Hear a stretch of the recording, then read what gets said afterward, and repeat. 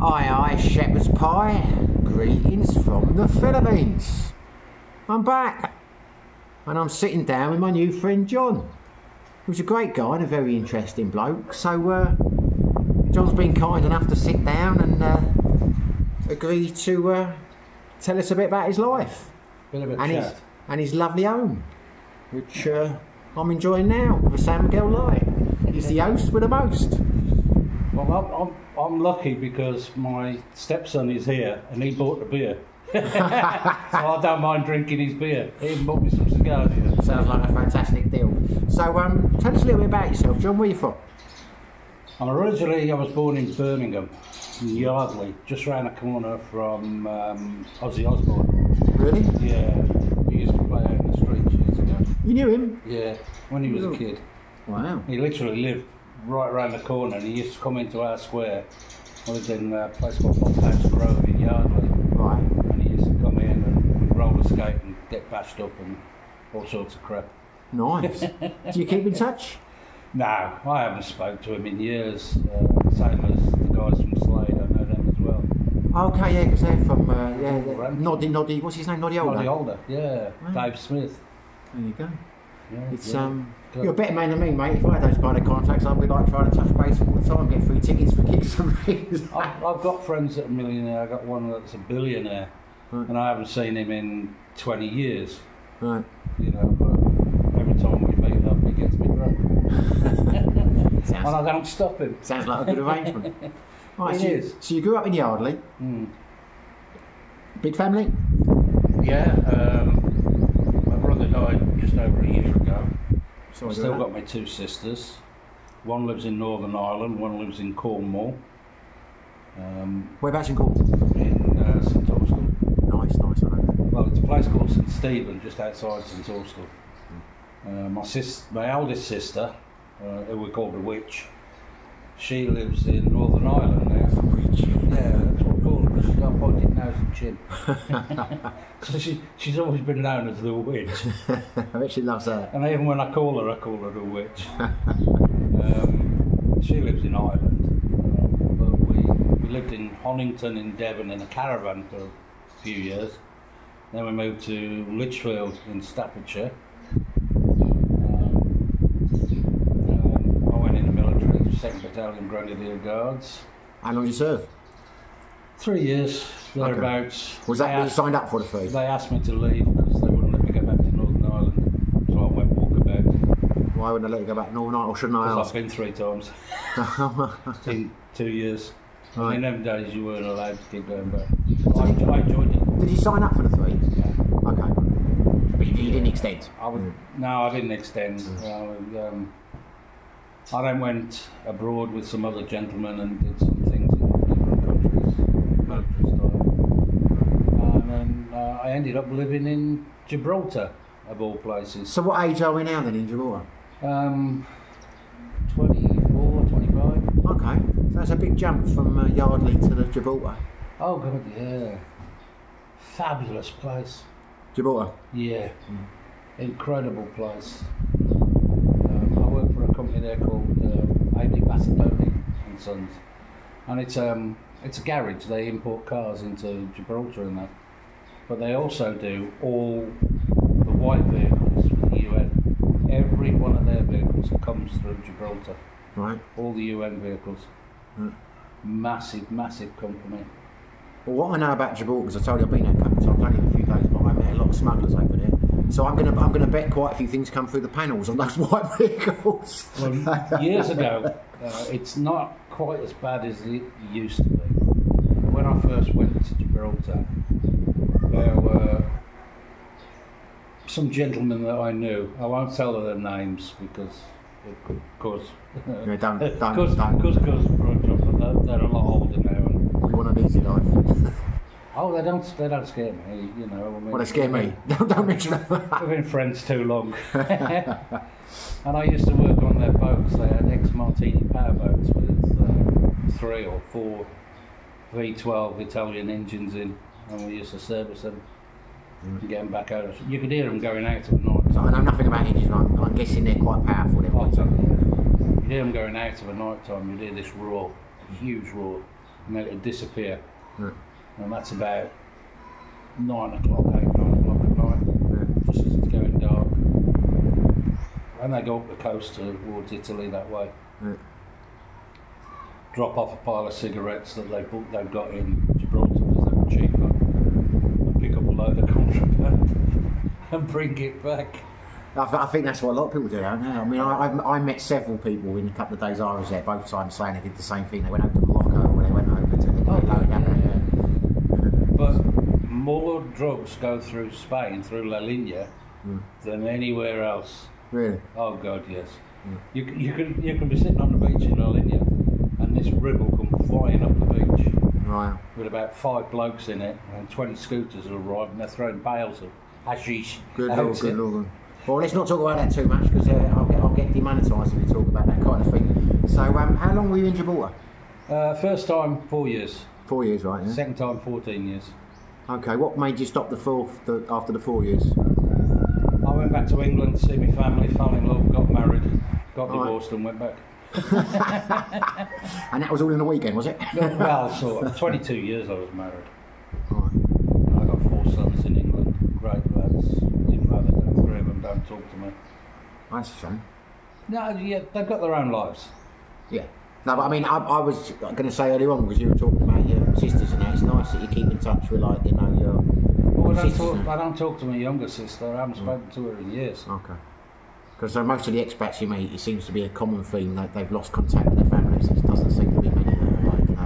When I first got here, my sister came over in November for the wedding here, and she's coming back in February for my 70th birthday. Jesus, And you're looking forward to it. I'm looking forward to the booze up, yeah. Yeah, because who else is coming?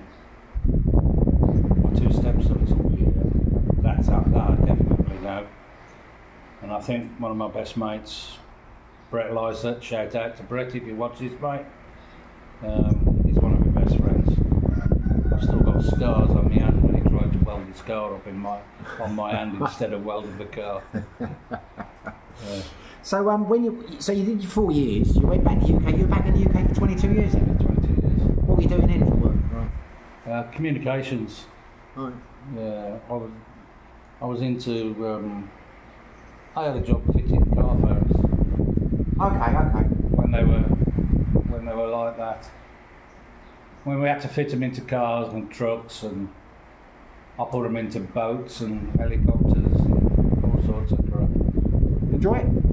Yeah, I was killing a car a year. I had a brand new car every year. Yeah. 140, 150,000 miles a year. That's a lot of miles. I go to work at 3 o'clock in the morning, get back at 8 o'clock at night. That's dedication. It's a bloody long day. I had 4 kids. Yeah. Got a big house. Got to pay the bills. Yeah, I bought a big house, which the wife got, ex-wife, sorry. She got. I don't begrudge her. I just walked away from everything. I don't want the battle. I've had enough fights. Sometimes you got to, mate. Sometimes you got to. Yeah. So, what age were you when you went back to Gibraltar? Oh God. Well, let's say I had my 50th birthday there. I had it in a place called Zahara Los Atunes. Okay, you say that like a local. When I'm drunk, I speak good Spanish. No, I went back after the start of the divorce. I couldn't get on in England. It just wasn't. Don't get me wrong, I love England. You know, I'm very patriotic. I'm all for the royal family and all that other shit that people like. But I don't like what's going on at the moment. You know, all the people coming in and getting paid for it. Yeah. When we've got ex-military living on the streets. That's another thing. I try and stay out of politics and I stay out of religion.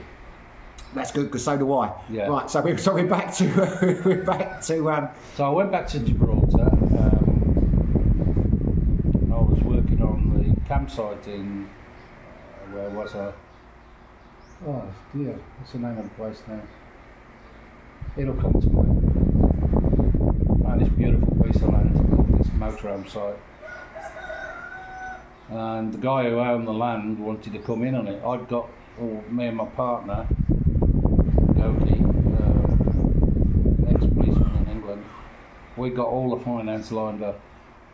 And this guy said, no, I'll sort the finance here. I think I lost £100,000. Oh, Jesus. Oh, he took me for a pellet. Yeah. And I was stupid enough to believe him. It can happen, mate. It can happen. Benelux, that was the place, Benelux. Benelux Casabias. Beautiful place. Fabulous people. Then I moved closer to Gibraltar. And started working in Gib. My brother came to visit me and decided to open his own construction company in Gibraltar, which he did pretty good. Still running now. Unfortunately, he passed away January the 6th last year. Sorry to hear that. You know, cancer got him. And this was a man that played football and all sorts, you know. Me, I don't do any sports at all. Though. Yeah, well, we've got a friend who's in his 80s who smokes about 80 cigarettes a day. Oh, that's on a bad day. On a good day, it's more than that. Yeah, and he's fit, Yeah, I know Uncle Ray's terrible. and he's fit as a butcher's dogs. It's unreal, isn't it? It's It's unreal. Brilliant mechanic, nice guy. Well, I'm hoping to get Ray on the channel at some stage. He says he'll do it, and it'll be a great interview. Best of luck with that. Because he'll go on story time. Jack and Ori. No, He's a good lad, Ray. Well, 32 years in the Philippines, he's got a good story to tell. Oh God, yeah, all his girly bars and everything he had years ago. So, as luck would have it in Gibraltar, the guys I used to hang around with when I first went to Gib all ended up working in government. Right. And all knew everybody else that my brother needed to know. So through some of my contacts, his business started, and it started slowly getting bigger and bigger and bigger and bigger.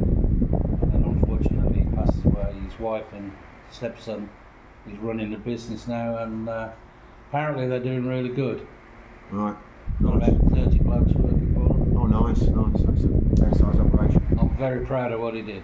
Yeah, I'm very proud. I'm sure you are. I worked with him for a long time until we had a big row. Right. And I won't go into the row. But hopefully you smooth things over. Yeah, I spoke to him a couple of days before he died. We'd been in touch before that. Because at one stage here, we had no money coming in for about a year. Nothing. So we were begging, borrowing, people were feeding us, and well, man, it was tough until we eventually came through.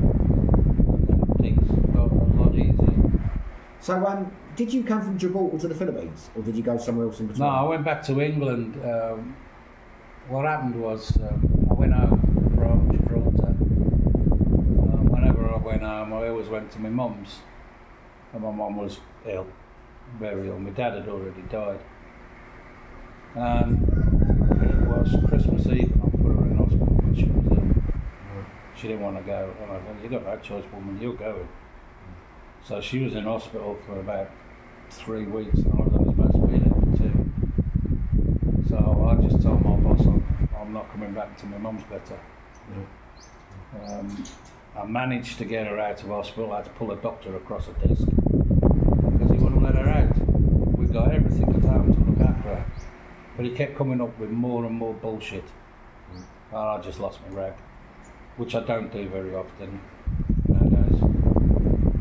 And I got her home, and we got a friend that lived across the road, Michelle Williams, incredible lady, knee-high to a grasshopper. Well, she is only a little thing, you know, I wouldn't want to fight her. And she became a carer's assistant with my mum. I flew back to Spain, packed up all my stuff, motorbikes, everything, sold all my cars. I only kept one bike, the Suzuki 650. I kept that, shipped that back over to England. Ended up giving that to me third son, Daniel. He loved it. A wicked bike. SV650. And I moved everything back to England, and I stayed at my mum's and looked after her. And then one morning I got up, went in the bedroom, said, "Do you want a cup of tea?" She was on morphine. Went in the kitchen, made a cup of tea, walked back in, she was dead. And then the disagreement with the family arrived. I was told I got 4 days to get out of the house because they were selling it. Oh shit. So as luck would have it, my big sister, I found a mate in Orlewas, and he'd got a big garage there and a storeroom. Asked him if I could put all my stuff in the storeroom. So I had no money. My sister hired a truck. Yeah. I drove a truck all the way up to my mate's, unloaded it, and drove all the way back in one day. It's like 14 hours of driving. Dropped all my stuff up there. That must have been a nightmare, like 4 days on top of just losing your mother, like. Yeah, the crunch of it was, I ended up emptying the house and cleaning out the garage. Everybody else was too busy. My brother flew back to Gibraltar with his company, which I understood. I wasn't happy with the situation. And we didn't speak for 5 years. But the youngest sister, I've spoken to her since. Well, it's understandable, mate, under those circumstances, but you never know, you might patch things up, you know, things change as time goes on. Well, that's up to her. I tend to forgive people, but if they do it twice, then there's no chance. That's fair enough. So, you're back in the UK, but you've moved out of your mother's house and that. So I moved out of my mother's house. What age are we now? Oh, Christ, this was...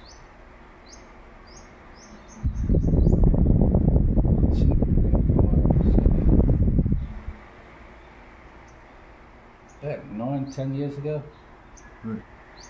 And I got myself a... So about 60? Yeah, I ended up in an old people's... It was fun. An old people's place. Some great friends that still talk to me on Facebook all the time. Well, you're working there, like that?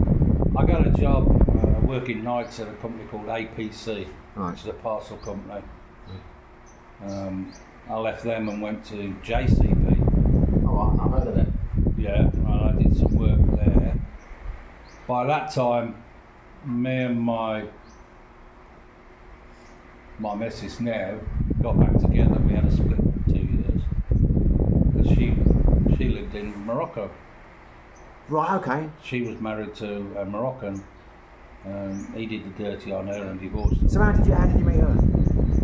Believe it or not, on one of these bloody dating apps. Oh really? Yeah. Well, you're ahead of the times, mate. That was cool, man. Honest.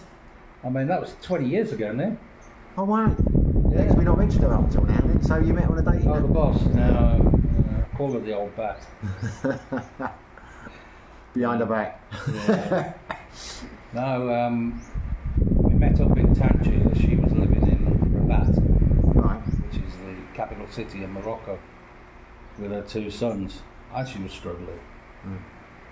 You know, she was getting by, but she was struggling. We met up, had a weekend together. Then she went back to Rabat. I went back to Gibraltar because I'd only got an 8-mile crossing to get back to Gibraltar. Of course, yeah. Cause that's right, you know. I mean, you can see bloody Morocco from the beach. Yeah. And the next time was about 3 weeks later. I went to Rabat. I went and hired a car in Tangier, drove down, and the rest is history. I'd drive down, we'd go on holiday, you know, we'd do all stuff and leave all my dirhams with her because you can't take dirhams out of the country. So when did you marry her then? 3 years ago. Okay, alright, so we're ahead of like, you know, the 60 bit, yeah? It was just before we started building the house. So what's the tie with the Philippines and how did you get into the Philippines? Because she's Filipino, isn't it? Yeah, she's Filipino. So that's the connection. That's Well, how she you wanted know to come to England. Right. But we couldn't get a visa for her. Okay. We wouldn't give her a visa. So one day we're talking, I said, stop it. I said, I'm going to sell up. I'll come pick you up, we're going to the Philippines. Right, and that's That's how we got it. So that was how long ago? For 5 years. So you've been in the Philippines about 5 years now? 6 years? Just over four and a half, nearly 5 years. Nearly 5 years. Okay. I did it all in 3 weeks.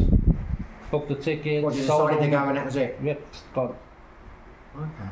So what's her connection to the Philippines then? Her parents? She's Filipino. But she was born in the Philippines? Yeah. Okay, when you said she was living in Tangier, I thought maybe her She parents were worked in Filipino or something. Dubai and places like that. Okay. She's a very clever lady. So she was like the third country national? Why she married me, I haven't got a bloody clue.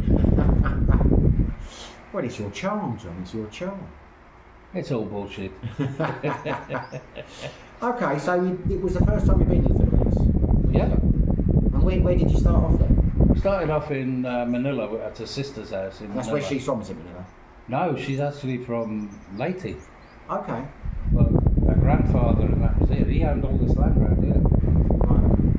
Yeah, he was quite a man. He was the barangay captain. Okay, nice. Yeah. Never met him, unfortunately. There's a photo of him there with my grandparents. And then we came here. So how long were you in Manila for? How long were you in Manila for? Oh, not long then. It's too chaotic. Yeah, you didn't like it? Nah. It's like living in the middle of Birmingham City. Yeah. Well, I've heard a lot of people. You know, I mean, look where I live now. Yeah. Look how quiet it is. Yeah, no, it's quiet. I mean, I get karaoke every weekend. Next door neighbour has music on loud, you know, but as long as I can hear my TV, I'm happy. Oh, no, well, it's a lot quieter Yeah, but I'm 4 kilometres from Valencia, which is up there, and I'm 4 kilometres from Bangkok, which is here, and I'm only 12 kilometres from Dumaguete. Yeah, no, you've got a nice little spot here, mate. Yeah. It's the first time I've been here, it's lovely. So the only reason you came to Dumaguete was for the land, basically? Yeah, she had some land here, Okay. so it's lovely that's got built. So what were your initial impressions when you got here? Fell in love with the place straight away, or you? Oh, instantaneous. Yeah. The food, the people, the culture, everything. Nice. You know, there are a few things I don't like, because everybody calls me sir. And when some of the guys that I helped at a construction site for a friend, even now, and I haven't done it in nearly 2 years, they still call me Boss John. Right, it's very hard to go. I've tried that in a few restaurants and bars over in Sydney. Okay, so it just goes back to I know, society. drives you nuts. And when they walk in front of you when you're sitting somewhere, that does wind my clock up, and I keep telling. Even my stepson does it when he's walking in front of the TV, or he'll walk all the way round. And I said, why don't you just walk across there? Well, you're watching the TV. And you're going to be 2 seconds. It's not as if I'm going to miss anything. In some ways they're incredibly polite, but other ways it's like when you go to Robinson's. I've held the door open for like 10 people and no one says thank you, you know, and I'll just come out in a row. But other things they'll be like, sir this, sir that. I mean, it's strange what's... I mean, yesterday we were coming out of Robinson's and there was 2 ladies walking behind us. So I held the door open for my stepson and my wife, and then the 2 ladies started to walk towards the door, and I went, come on ladies, after you. And not, I bet you got...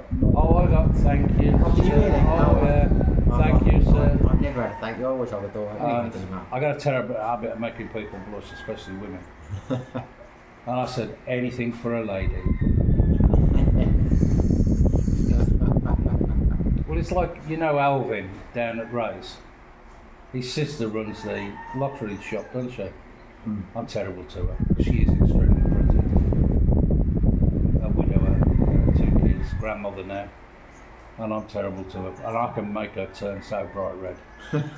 I call her darling, sweetheart, my love, everything, you know.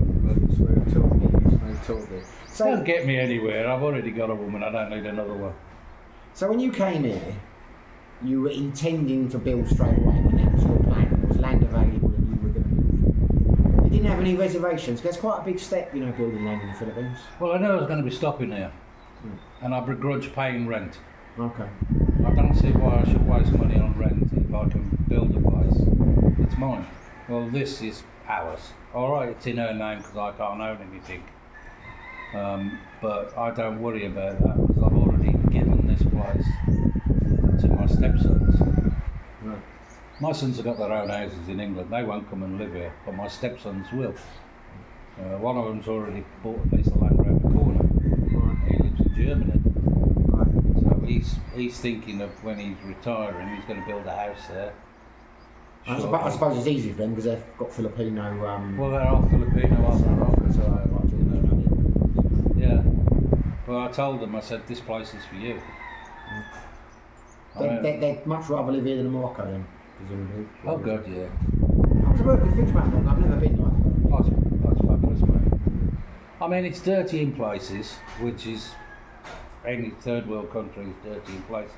Here is, you know. I mean, if you look out the back window, you can see what all the plastic bags are. Yeah, it's not a tiny place. And some places I've seen it was very tiny, but overdoing it there some bits. It's. I mean, I get told off because I take a rubbish bag every Monday and go and park it somewhere where I'm not supposed to because I'm not from that area. But I don't see the point why I should dig a hole in the garden and bury a rubbish bag. Or burn it, for God's sake, you know. So how did the build go then? Any problems or was it smooth? We had a problem sorting paperwork out and electrics. We were hooked up to the neighbours next door, their auntie, for electric, which was going fine while we were trying to sort out with the barangay captain all the paperwork and everything. And somebody told Noriko that we were hooked up to them. So they came and disconnected it. Because you're not allowed to.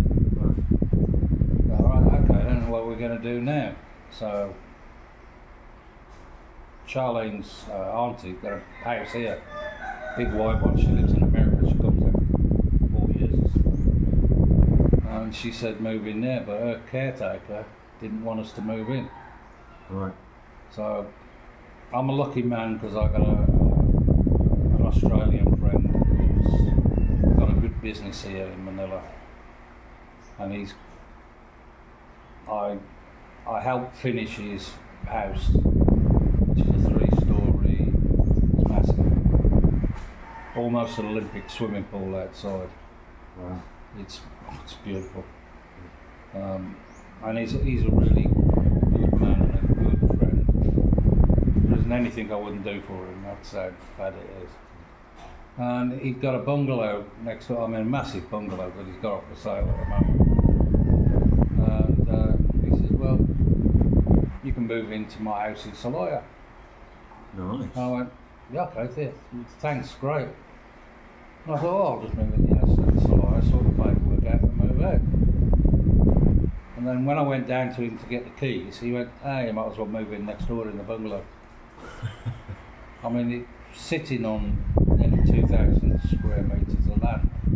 Huge bungalow, swimming pool outside, beautiful gardens because his wife is into plants and things. And we were there for 7 months trying to sort the paperwork out. Really? Yeah. So you'd have been in a hell of a hole if that hadn't come up, if that hadn't happened. And he didn't charge me a penny. Nice. That's a friend. That's a friend. He's a great guy. I'm not going to say his name because he'll get embarrassed. There's no need if he watches this, but not many people do, John. I'm not a big channel mate, so I wouldn't. Well, you never know, mate, when things go. Yeah. So apart from like the 7-month delay, did it come in on budget, or were there any nasty shocks, or did it all go like, No nasty shocks. Apart from obviously having the paperwork. I mean, I built the place so I could build on top.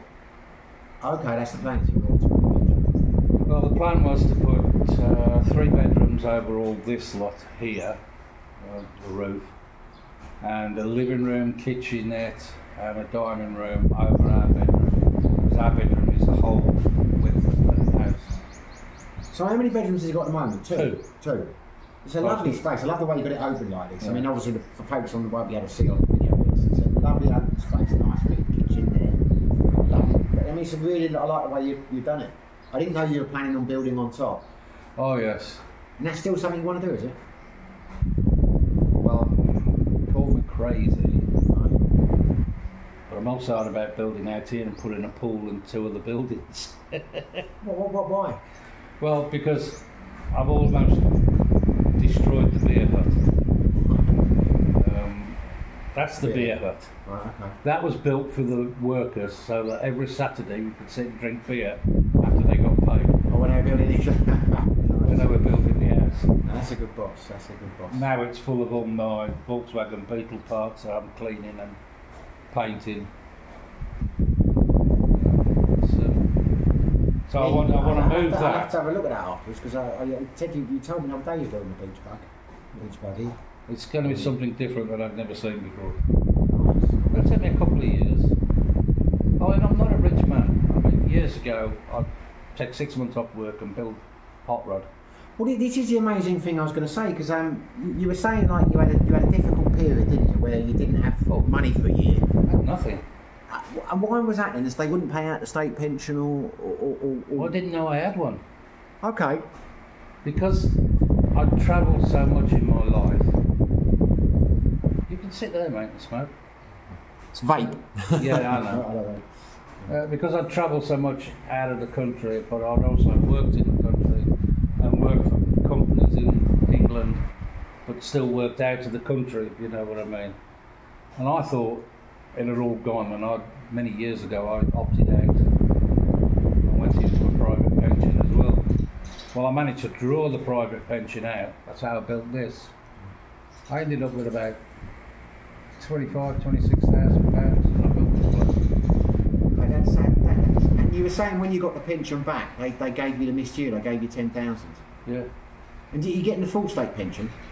No, I get penalised because I live in the Philippines. Yeah, no, I get that. But if you were in the UK, would you get the full? I mean, yeah. you paid in the full 35 years. Yeah. Yeah. Nice. So at the moment, I get £720 a month. So this is what blows my mind because this is what I'm going to put as the title of the video because a lot of people are interested in cost of living. Yeah. Now, obviously, your costs of living are low because you're not paying rent because you built this place. Yeah. So if you take like the 25, 30k or whatever it costs to build all this, obviously you'd have needed that, and you're in a lucky situation because obviously your wife had the land from her grandfather. Was it grandfather, wasn't it? The grandfather cabin. Yeah. But you're living now, and a good life. I know you're in a good life because you know I've seen you out and enjoying you're working on your buggy and all that kind of thing. You've got your projects, a lovely place. You're basically living on about £700 a month, and that's you as a couple. Yeah. Yeah. Because she's got no pension. She's got no money coming in. She doesn't work. I'd have to work out the translation, but that's less than $1,000. That's probably about $900 a month. Probably, yeah. And we don't go out drinking. We don't go out eating out all the time. When the pension comes through, because like the pension's due today, so I'll pick it up tomorrow. We'll go shopping, do all that. But we might have a McDonald's or something, you know. Or we might go to Moon's in Robinson's or the one on North Shore. I mean, I took for my birthday. Is that the Moon Cafe? Yeah. Ah, my girlfriend loves it. I didn't know there was one in Robinson. That's one down North Point. Yeah, well, the North Point, I took 20 people there for my birthday. Right. And it cost me 6,000 pesos. Really? Yeah, for 20 people, and that was with beer as well. I've been putting off going there because I thought it was expensive. I'll take her this weekend, they told me that. Yeah, get a platter, Yeah. you know, with all different stuff on and stuff your face, mate.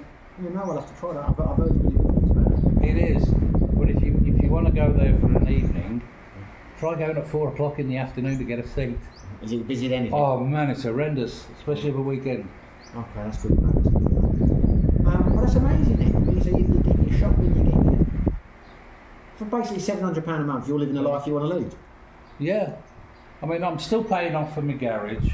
I'm paying off the bed that I've got in there.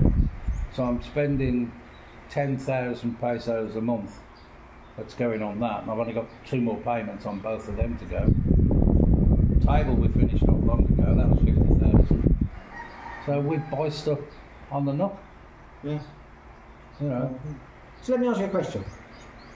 If you had £1,500 a month, instead of £700 a month, Oh, I'd be out more. would your life change? I mean, yeah. you'd do more with it, would you? I'd have another motorbike. Right, okay. I thought you were going to say, no, nothing to change, this is how I like to live. But no, you No, life would change. We'd be able to save some money, but I'd also be able to, you know, take the wife out. We do go out occasionally. We've got friends and family up in Chatham. And if we feel like going to the beach, we'll go up there because they've got a beautiful beach right next to the house. And we're just going to sit on the beach up there for a few hours. Personal question, now you don't have to answer it, but what do you do about health insurance and that kind of thing? Well, here's a funny story for you, right? Because I'm always telling people when they're saying they can live on this, live on that, so you've got to think about emergency funds, you've got to think about insurance and that in case something I goes don't worry south. about emergency funds. Mm. If I die tomorrow, mate, I ain't worried. Okay. I've had a cracking life. When I was in England, I was on 7 tablets a day. When I first came here, I was taking them. Blood pressure, cholesterol, diabetes, heart, and a couple of other stuff as well. And I ran out of tablets, and I just stopped taking them. I get a checkup because they do a free checkup on the Barango every now and again. Do they? Yeah. Blood sugar, perfect. Blood pressure, perfect. Everything's gone. I don't even get the heart problems no more. Everything's gone. Nice. And that's just like the stressful life. Yeah. Stress-free life. Yeah. I think the most tablets we take is paracetamol when I got a headache. Right. And that ain't very often. Nice, nice. You know, I find that this place is just... When you live like here in the province, you know, you're out in the sticks. When I went to bed last night at 10:30 because I thought my stepson was still on the toilet, and he wasn't. He'd come out of the toilet and gone to bed. So we're sitting here waiting for him to come out of the toilet. And he's snoring his head off in there, and we didn't know. And then I was up at 5 o'clock this morning. And I was texting you at 6. Yeah, I was sitting here, mate. I've been phone. I'm up early every day. Normally we go to bed at 9 o'clock at night because it's dark, and we don't go out drinking as much as I did in England. You know. Why do you need to when you've got a lovely place like this? I mean, there's always a party going on around here somewhere. Really? Oh God, yeah. There was one last Sunday next door, and that was just people visiting. And they're all going, John, come and have a beer, come and have a beer, come and have a beer. What you like in the old karaoke? Oh, I don't do karaoke in case we get a thunderstorm. I used to sing in a choir, believe it or not, when I was young. And I don't sing no more. My missus does, and her son does. I've got a karaoke machine there. Nice. You know, so that, you know, keep her happy. Nice. You know, I tend just to chill out because I've done so much in my life. I had a BMW LT 1200 with all the panniers and everything on it, and I rode it from Cannock in Staffordshire to Gibraltar in 36 hours. Wow. That's something, isn't it? I can't help it. When I start riding, I just ride. I mean, 2015. Yeah, 2015. I was still in Gibraltar, and we went to the Faro Rally in Portugal bike club. What a fabulous bike run! 50,000 bikers. It sounds good. I'm not really a bike man, but I mean I drive a scooter maybe. But if you had the extra money coming in, what bike would you get then? I'd probably get a Goldwing. Oh, well, like a Honda. Yeah, I'm a Suzuki. That's about the only bike you could mention that I know of. Not the old Honda Goldwing. I had one in Spain, but the new one. There's a picture of my GSX 1400 there. I cannot find one like that, or a low mileage one. That's a 2002. That bike was incredible. I've never had a bike with such power delivery. I loved every second of it. Well, it's good you like you're in the perfect country to ride bikes if you like bikes. Yeah, but I thought about a BMW, but they're mega expensive. New Goldwing with everything on it is just over 2 million pesos. So that's about £28,000. Yeah, about £28,000. So usually I'd finish the interview off and say what are your plans for the future, but you've told me what your plans for the future are. You going to try and build on top of this and get I'm a swimming pool? build on top of this, going to build out, put in a swimming pool there undercover, another building there, dirty kitchen out the back. Well, that's quite an ambitious project. I now probably see you up to 80, won't it? I mean, and I'm nearly 70 and I'm still wanting to do things. Yeah, well, that'll keep you busy for a few years. Well, it's great that you sat down with us, John. I've really enjoyed this conversation, mate. It was a good interview. I'm Yeah, sure. I know, I'm crazy. I'm sure that you are indeed, mate. You are indeed. I'm sure the viewers will enjoy it. Well, I've done worse than that, but I cannot tell you about it. Well, you will, mate, because what I'll do is after this I'll talk you into doing another interview and you can tell us about it. Now, there's certain stuff that's classified I can't talk about. Right, well, hopefully you enjoyed the video. If you did, smack the like button. If you subscribed, it would make me very happy. Ring the bell if you want to get notifications of the up-and-coming videos. Whether you do, whether you don't, wherever you are, whatever you're doing, stay safe, Yeah. and be lucky. Be safe.